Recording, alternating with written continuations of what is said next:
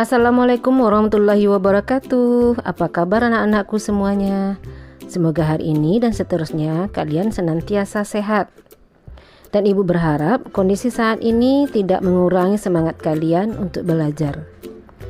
Sebelum kita membahas materi, mari kita lihat dulu kompetisi dasar dan tujuan pembelajaran yang harus kita capai.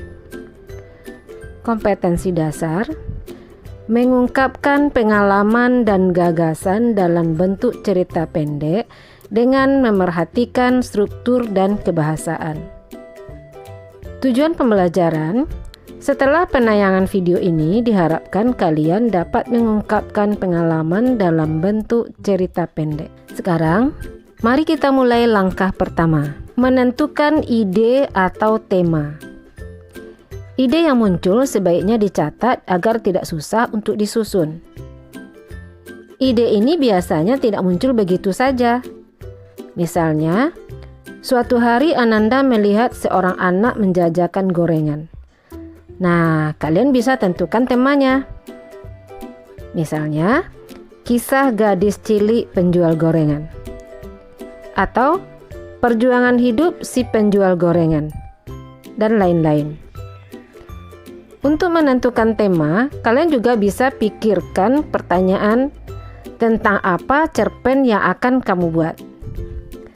Sekarang pertanyaannya, bolehkah tema dijadikan judul? Ya, tentu saja boleh. Tapi bukan suatu keharusan.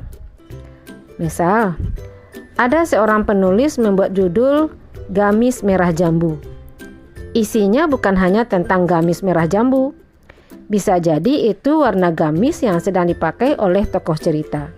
Langkah kedua, menyusun garis besar kerangka karangan. Kerangka merupakan gambaran mengenai jalan cerita yang akan dibuat menjadi sebuah cerita. Kerangka karangan ini berguna agar karangan kita tidak kemana-mana. Kerangka ini adalah sebagai relnya karangan. Pada tahap ini, penulis melakukan yang pertama, pemilihan tokoh dan penokohan. Siapa tokoh yang cocok untuk cerpen kamu? Bagaimana wataknya? Tentu harus kamu pahami. Tahap kedua, memilih latar. Ini maksudnya kapan, waktu, dan tempat yang dituntut oleh cerita kamu. Tahap yang ketiga, menentukan alur. Apakah alur maju? Artinya cerita dimulai dari awal sampai akhir. Atau alur mundur. Artinya cerita dimulai dari konflik kemudian balik lagi ke awal terjadinya peristiwa. Atau alur campuran. Di sini semuanya bercampur. Kadang ceritanya maju, kadang ceritanya mundur.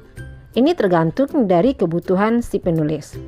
Langkah yang ketiga, mengembangkan kerangka karangan. Kerangka yang sudah dibuat tadi kemudian dikembangkan, diuraikan lagi berdasarkan kerangka tersebut.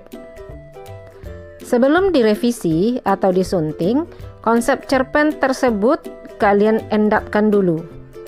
Jangan terburu-buru menunjukkannya kepada orang lain.